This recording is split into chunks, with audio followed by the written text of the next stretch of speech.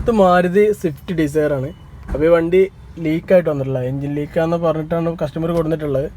അപ്പോൾ എല്ലാ ലീക്കും engine leak ആയിക്കോണമെന്നില്ല, എൻജിൻ്റെ oil ആയിക്കോണമെന്നില്ല. നമ്മൾ വണ്ടിയിൽ എൻജിൻ ഓയിൽ, അതുപോലെ gear box oil, steering oil, അതുപോലെ ബ്രേക്ക് ഓയിൽ, അപ്പോൾ പലതരത്തിലുള്ള ഓയിലും കാര്യങ്ങളുണ്ട്. അപ്പോൾ ഈ ഒരു വണ്ടി വന്നിട്ടുള്ളത് പറഞ്ഞാൽ എൻജിൻ ഓയിൽ ലീക്ക് എന്ന് പറഞ്ഞ വന്ന വണ്ടിയാണ്. അപ്പോൾ നമ്മൾ ചെക്ക് ചെയ്തപ്പോൾ ഇത് ഗിയർ ബോക്സിൻ്റെ ഓയിലാണ്. ഗിയർ ബോക്സിൻ്റെ അടിഭാഗത്ത് കണ്ട പോലെ മൊത്തമായിട്ട് ഇങ്ങനെ ഒലിച്ചിറങ്ങിയിട്ടുണ്ട്. അപ്പോൾ ഇതിൻ്റെ ഈ ഒലിച്ചിറങ്ങിയിട്ടുള്ള സംഭവങ്ങൾ ക്ലിയർ ചെയ്യുന്നതും ഇതെങ്ങനെ നമുക്ക് സൊല്യൂഷൻ ഇതെങ്ങനെ മാറ്റിയെടുക്കുക എന്നുള്ളത് ഒരു വീഡിയോ ആണ് കാണിച്ചു തരാൻ പോകുന്നത്. അപ്പോൾ പവർ സ്റ്റോക്കിൻ്റെ പുതിയൊരു വീഡിയോയിലേക്ക് എല്ലാവർക്കും സ്വാഗതം.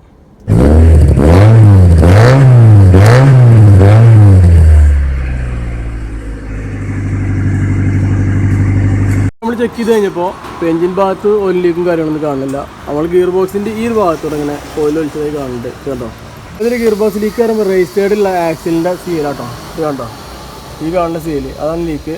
ലെഫ്റ്റ് സൈഡ് വലിയ കുഴപ്പമില്ല, ലെഫ്റ്റ് സൈഡ് കുഴപ്പമില്ല. അതുപോലെ തന്നെ നമ്മൾ ഇതിൻ്റെ ഉള്ളിൽ നിന്ന് ലീക്ക് വരികയാണെന്നുണ്ടെങ്കിൽ ഗിയർ ബോക്സിൻ്റെ അതുപോലെ എൻജിൻ്റെ സെൻട്രലായിട്ട് ലീക്ക് വരികയാണെന്നുണ്ടെങ്കിൽ ഒന്നുകിൽ ബ്ലാക്ക് ഓയിലൊക്കെ ആണെങ്കിൽ നമ്മൾ എൻജിൻ ഓയിലായിരിക്കും. അതല്ലാന്നുണ്ടെങ്കിൽ ഒരു സാധാ കളറില്ലാത്ത ഇതുപോലത്തെ ഓയിലാണെന്നുണ്ടെങ്കിൽ സാധാ ഈ ഒരു രീതിയിലുള്ള ഓയിലാണെന്നുണ്ടെങ്കിൽ, ഈ ലൈറ്റ് കളറുള്ള ഓയിലാണെന്നുണ്ടെങ്കിൽ ഗിയർ ബോക്സ് ഓയിലാവുക, അല്ലാന്നുണ്ടെങ്കിൽ നമ്മളെ ക്ലച്ചിൻ്റെ ഓയിലാവുക. മിക്കവാറും ക്ലച്ചിൻ്റെ ഓല വരിക, അതിൽ സിലിണ്ടർ കാര്യങ്ങൾ ലീക്ക് ആകുമ്പോൾ അങ്ങനത്തെ ഒരു പ്രശ്നം വരുന്നത്. പിന്നുള്ളതെന്ന് പറഞ്ഞാൽ എഞ്ചിൻ ഓയിലോ ബ്ലാക്കാണ് വരിക. പിന്നെ ഇവിടെ നിന്ന് ഇങ്ങോട്ടുള്ള ഓയിൽ ലീക്കൊക്കെ എഞ്ചിൻ ലീക്കാണ് മിക്കവാറും വരിക. അതുപോലെ ഈ ഭാഗത്തേക്കുള്ള ലീക്കൊക്കെ ഗിയർ ബോക്സ് ലീക്ക്, അങ്ങനെയാണ് വരുന്നത്. പിന്നുള്ളത് പറഞ്ഞാൽ ഇത് ക്ലിയർ ചെയ്യൽ പറഞ്ഞാൽ ഈ ടയറും കാര്യങ്ങളൊക്കെ ഊരിക്കാണ്ട് ഈ ആക്സിൽ പെടുന്ന ഊരിയെടുക്കുക. ആക്സിൽ ഊരിയെടുക്കുക പറഞ്ഞാൽ സെൻട്രൽ ആക്സിലിൻ്റെ അബ് ബോൾട്ട് വരിക, അതുപോലെ ഇവിടെ 12ൻ്റെ 3 ബോൾട്ട് വരുന്നുണ്ട്, ആ ബോൾട്ട് വരിക. എന്നിട്ട് ഈ ആക്സിൽ ഊരിയെടുത്തതിന് ശേഷം ഇതിൻ്റെ സീല് മാറ്റി കൊടുക്കുക എന്നുള്ളതാണ്. അപ്പോൾ ബാക്കി ഒരു കാണിച്ചു തരാം, ചെയ്യുമ്പോൾ കാണിച്ചു തരാം. അതുപോലെ ഇതിൻ്റെ ഗിയർ ബോക്സ് ഒരു ഫസ്റ്റ് നമ്മൾ ചോർത്തണം. ആ ഗിയർ ബോക്സിൽ ചോർത്തുന്ന ഒരു ബോൾട്ട് എന്ന് പറഞ്ഞ ഇതാണ്. അപ്പോൾ ഇത് ഊരിക്കാണ്ട് നമ്മൾ ഗിയർ ബോക്സ് ചോർത്തി കഴിഞ്ഞിട്ട് മാത്രം ആക്സിൽ ഊരുക.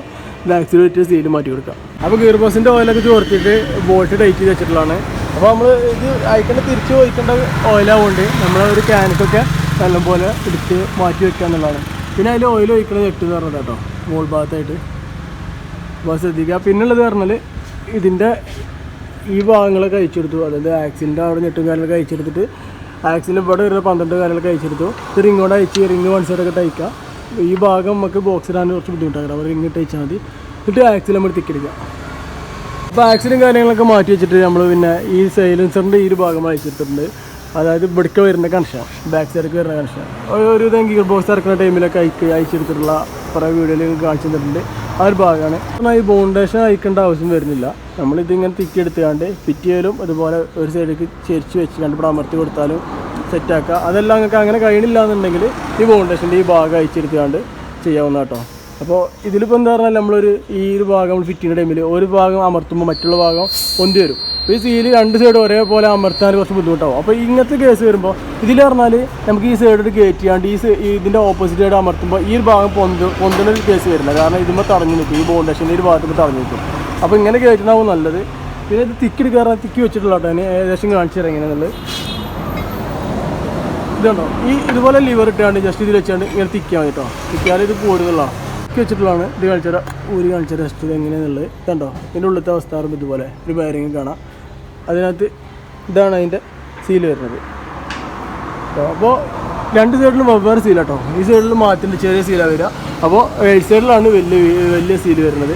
അപ്പോൾ അത് ശ്രദ്ധിക്കുക. അപ്പോൾ ഈ സീല് മാറ്റി ഈ സൈഡിൽ പോവുകയെന്ന് പറഞ്ഞാൽ ഇതിൻ്റെ ഇത് കണ്ടോ, ഈ സെൻറ്ററിലൊരു സ്പ്രിങ് എത്രത്തോളം കണ്ടിട്ടില്ല. ഈ സ്പ്രിങ് കണ്ടോ, ഈ സ്പ്രിങ് കംപ്ലയിൻറ്റ് വരുമ്പോൾ ഇത് ഈ ഭാഗത്തിൽ കൂടെയാണ് ലീക്ക് വരിക. നമ്മളെല്ലാവരും കരുതുന്നത് പറഞ്ഞാൽ ഒരു ആൾക്കാർ ഇത് ഈ ഭാഗത്തിൽ കൂടെയാണ് ലീക്ക് വരിക എന്നുള്ളൊരു ധാരണയുണ്ട്. അതായത് ഇവിടെ ഓവറായിട്ട് ബോണ്ടൊക്കെ ഇടുന്നത് കാണാം. അതുകൊണ്ട് പറഞ്ഞാണ് ഇവിടെ നമ്മൾ ജസ്റ്റ് കയറുന്ന ടൈമിൽ ഇതിനുള്ളിൽ കയറ്റിരുന്ന ടൈമിൽ ഈ ഒരു ഭാഗത്ത്, അതായത് ഇതിൻ്റെ ഗിയർ ബോക്സിൻ്റെ ഈ റൗണ്ടിൻ്റെ ഈ ഭാഗത്തായിട്ട് കുഴിയോ കാര്യങ്ങളെന്നുണ്ടെങ്കിൽ അതിൽക്കൂടെ ലീക്ക് വരണ്ടെന്ന് കരുതിയിട്ടാണ് ജസ്റ്റ് ഇവിടെ നിന്ന് ബോണ്ടിടുന്നത്, ഈ ചുറ്റോറ് ബോണ്ടിടുന്നത്.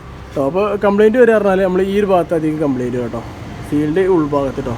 അതിൽക്കൂടെ ലീക്ക് ഇതിനെല്ലാം കണ്ടാൽ എനിക്കറിയാം ഉൾഭാഗത്ത് നിന്നുണ്ടോ ഓവറായിട്ട് ഓയിലിൻ്റെ ഒരു നമുക്ക് ഇങ്ങനെ ഈ ഭാഗത്ത് ഇങ്ങനെ നിൽക്കുന്നത്. അപ്പോൾ അതാണ് സംഭവം. പുതിയ സീൽ വന്നിട്ടുള്ളത് കേട്ടോ. പിന്നെ ഇതിൽ ഈ സ്പ്രിങ്ങിൽ വ്യത്യാസം വരും കാലക്രമേണ. ഇതിൽ ഇതുണ്ടോ, ഇതിൻ്റെ ഈ ആക്ഷനിൽ വ്യത്യാസം വരും. അത് കുറച്ച് ടൈറ്റുള്ള ഭാഗമാണ്. അതൊരു പഴയതുണ്ടോ ഫ്രീ ആയിട്ടുണ്ടോ കേട്ടോ ഈ ഒരു സ്പ്രിങ്ങിൻ്റെ ആക്ഷൻ. അപ്പോൾ അങ്ങനെയൊക്കെ വരുമ്പോഴാണ് കംപ്ലൈൻറ്റ് വരിക. അതുപോലെ ആക്സിലിൻ്റെ ഈ ഒരു ഭാഗത്ത് ആക്സിലിൻ്റെ ഇവിടെ കുടുങ്ങുന്ന ഭാഗത്ത് എന്തെങ്കിലും സ്ക്രാച്ചും കാര്യങ്ങളും മണ്ണും പൊടിയൊക്കെ കൂടി കുടുങ്ങുകയാണെന്നുണ്ടെങ്കിൽ ഇങ്ങനത്തെ പ്രശ്നങ്ങളൊക്കെ വരും.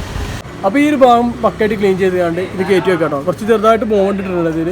അപ്പോൾ ഈ ഒരു സൈഡിക്ക് കറക്റ്റ് ഇത് കയറ്റി വെച്ചിട്ട് ഇവിടെ അമർത്തി വെക്കാം കേട്ടോ. കണ്ടോ, ഞാനിത് ബോണ്ടിടുന്നത് എന്തിനാ വെച്ചാൽ നമ്മൾ തിക്കി പോരണ്ടെന്നുള്ളൊരു ചെറിയൊരു ടൈറ്റിന് വേണ്ടിയിട്ട് കേട്ടോ. അതായത് ബോണ്ടിടാതെ ഫിറ്റ് ചെയ്താലും അവിടേക്കിട്ട് ലീക്കൊന്നും വരില്ല. അതിൻ്റെ കണ്ടോ, ഇനി നമ്മൾ ഈ ഭാഗത്ത് ഇതുപോലെ അമർത്തി കൊടുക്കട്ടോ. കണ്ടോ, ഇതുപോലെ 4 സൈഡ് അമർത്തി കൊടുക്കുക. അല്ലെങ്കിൽ അടിച്ചാലും മതി കേട്ടോ. തലക്കെ കണ്ടോ പക്കയിൽ കയറുന്നു. ഈ ഒരു ഭാഗത്ത് ഇങ്ങനെ അടിച്ചതിന് ശേഷം നമ്മൾ ജസ്റ്റ് കൈ വെക്കുക. ഇത്രത്തോളം നമ്മൾ കയറിക്കണത് കറക്റ്റ് ലെവലിൽ വെച്ച് വന്നിട്ടോ. പെട്ടെന്ന് തള്ളിപ്പോരില്ല. ചെറുതായിട്ട് ബോണ്ടിട്ടുകൊണ്ട് വലിയ പ്രശ്നം വരില്ല. ഉണ്ടോ, പിന്നെ ക്രോസ് ആയാലൊക്കെയാണ് തള്ളിപ്പോരുന്ന പ്രശ്നം വരിക. അപ്പോൾ ഇങ്ങനെ ഒന്ന് വെച്ചുകൊണ്ട് ഇങ്ങനെ നോക്കുമ്പോൾ എവിടെയെങ്കിലും കയറിയണോ അല്ല കയറാത്തുണ്ടോ എന്നൊക്കെ ചെക്ക് ചെയ്യാനുള്ള. ഓക്കെ, അപ്പോൾ ഈ ഒരു ഭാഗം ക്ലിയർ ആയിട്ടോ, പക്കായിട്ടുണ്ട്. ഇനി എന്താ പറഞ്ഞാൽ ആക്സിലിൻ്റെ ഈ ഒരു ഭാഗം പക്കായിട്ട് ക്ലീൻ ചെയ്യാം. ഈ ഒരു ഭാഗത്ത് കണ്ടോ, ഇവിടെ ഉണ്ട് ഈ കച്ചറ നിൽക്കുന്നതുകൊണ്ടാണ് ഈ ഒരു പ്രശ്നം വരുന്നത്. അപ്പോൾ ചെറുതായിട്ടുള്ള പിന്നെ ലീക്കൊക്കെ ഉണ്ടാകുമ്പോൾ ഇവിടെ പെട്ടെന്ന് കച്ചറ വരും. ഈ ഒരു ഭാഗം നല്ല ക്ലീൻ ചെയ്തുകൊണ്ട് കയറ്റി കൊടുക്കുക. അപ്പോൾ ഈ ഒരു ഭാഗങ്ങൾ ഫുള്ള് ഫിറ്റ് ചെയ്തിട്ടോ. നമ്മളെ സൈലൻസർ, അതുപോലെ ആക്സിൽ, പിന്നെ ലോറാമിൻ്റെ എൻഡ്, സ്റ്റാരിങ്ങിൻ്റെ എൻഡ്, ഉള്ള ഭാഗങ്ങളൊക്കെ സെറ്റ് ചെയ്തു. ഈ ഭാഗം കണ്ടോ, ഈ ഭാഗം നല്ല വൃത്തിയാക്കിയിട്ട് ക്ലീൻ ചെയ്ത് വെക്കുക. ഈ ഭാഗത്ത് ഞാൻ ഓയിൽ ആദ്യം ഇത് ആക്സിൽ കയറ്റുന്ന ടൈമിൽ ഓയിൽ ഇട്ടുള്ളതാണത്. അതാണ് ഈ ഒലിച്ച് വരുന്നത്. അപ്പോൾ ആ ഒരു ഭാഗമൊക്കെ തുടച്ച് ലെവലാക്കിയാണ്ട് പിന്നെ അതുപോലെ ഇത് ഗിയർ ബോക്സ് ഓയിൽ ഒഴിക്കാണ്ട്. അപ്പോൾ അതാണ് ഞെട്ടിയത് ഉരിക്കാണ്ട് ഗിയർ ബോക്സ് ഓയിൽ ഒഴിക്കുന്നത്. ഇങ്ങോട്ട് ഓയിൽ ഒഴിക്കണേ ഈ നാളത്തുമ്മ പിന്നെ പൈപ്പ് കണക്ട് ചെയ്തുകൊണ്ട് അടി കാണിച്ചിടാം.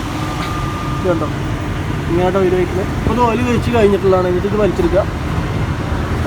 അപ്പോൾ ഇതിൽ ഓയിൽ എങ്ങനെ ചെക്ക് ചെയ്യാന്ന് വെച്ചാൽ ഈ വിരൽ ക്ലീൻ ചെയ്തുകൊണ്ട് ഇതിൽ ജസ്റ്റ് ഇട്ട് വെക്കുക. അവരിത് എല്ലാ വീഡിയോയിലും പറഞ്ഞു കേട്ടോ. ഏകദേശം നമ്മൾ ഇതിലും പറഞ്ഞു പോകുന്നുള്ളൂ. ഇതിട്ട് നോക്കി കഴിഞ്ഞാൽ അങ്ങനെ വിരലുമൊക്കെ ഓയിൽ ഇട്ടുണ്ടെന്നുണ്ടെങ്കിൽ അത്രത്തോളം ഓയിൽ മതി കേട്ടോ. ഇത് ഈ സെറ്റപ്പിൽ ഓയിൽ ഇതിലുണ്ടാവും. ഈ ഒരു കട്ടിങ്ങിലായിട്ട് ഓയിൽ ഇതിലുണ്ടാവും. പിന്നെ ഓവറായിട്ട് ഓയിൽ വന്നിട്ടുണ്ടെങ്കിൽ, ഓവറായിട്ട് ഓയിൽ കൂടുതൽ ഒഴിച്ചിട്ടുണ്ടെങ്കിലും നമ്മൾ ഈ സീലിൻ്റെ കംപ്ലയിൻറ്റ് വരാം. അത് പറയാൻ മറന്നു പോയതാണ്. അപ്പോൾ അങ്ങനെ ഓയിൽ ഓവറായിട്ട് ഒഴിക്കാതിരിക്കുക. കമ്മി ആയാലും പ്രശ്നമില്ല, കൂടുതലായിട്ട് ഒഴിക്കരുത്. അപ്പോൾ ബുദ്ധിമുട്ടാവും. അപ്പോൾ ചെക്ക് ചെയ്യാറൊന്നുമില്ല. കാണിച്ചാൽ ജസ്റ്റ് നേരിക്ക് വരല് ജസ്റ്റ് നേരിക്ക് ഇട്ടെടുത്തുകൊണ്ട് കാണിച്ചാൽ പറ്റില്ല കേട്ടോ. ഒരു മിനിറ്റ്. അങ്ങനെ നേരിക്ക് വെച്ചുകൊണ്ട് ബെൻഡായി കൊടുക്കുക. അതുണ്ടോ, അങ്ങനെ നേരിക്ക് വെച്ചാൽ ജസ്റ്റ് ബെൻഡായി കൊടുക്കുക. അപ്പോൾ നമുക്ക് എത്രത്തോളം ഉണ്ടെന്ന് അറിയാൻ കഴിയും. അപ്പോൾ ഇത് ഗിയർ ബോക്സിൻ്റെ ഓയിലും കാര്യങ്ങളൊക്കെ ഒഴിച്ചു. ഇനി എന്താ വെച്ചാൽ ഗിയർ ബോക്സിൻ്റെ സീല് ലീക്ക് ഉണ്ടോ എന്ന് ചെക്ക് ചെയ്യണം. ഒന്ന് റണ്ണിങ്ങിൽ ഒന്ന് ഓടിച്ചു നോക്കി വന്നുകൊണ്ട് ലീക്കും കാര്യങ്ങളൊക്കെ ചെക്ക് ചെയ്യണം. അപ്പോൾ ഇതൊക്കെയാണ് ഗിയർ ബോക്സ് സീലിനെ കുറിച്ച് പറയാനുള്ളത്. അപ്പോൾ ഇത് എന്തെങ്കിലും ഡൗട്ട് ഉണ്ടെന്നുണ്ടെങ്കിൽ കമൻറ്റ് ചെയ്തോളൂ, ഞാൻ റിപ്ലൈ തരുന്നതാണ്. അപ്പോൾ വീഡിയോ സബ്സ്ക്രൈബ് ചെയ്യുക, ലൈക്ക് അടിക്കുക, സപ്പോർട്ട് ചെയ്യുക. അപ്പോൾ പുതിയ നല്ലൊരു വീഡിയോ കാണുമ്പോഴേക്കും ഗുഡ് ബൈ.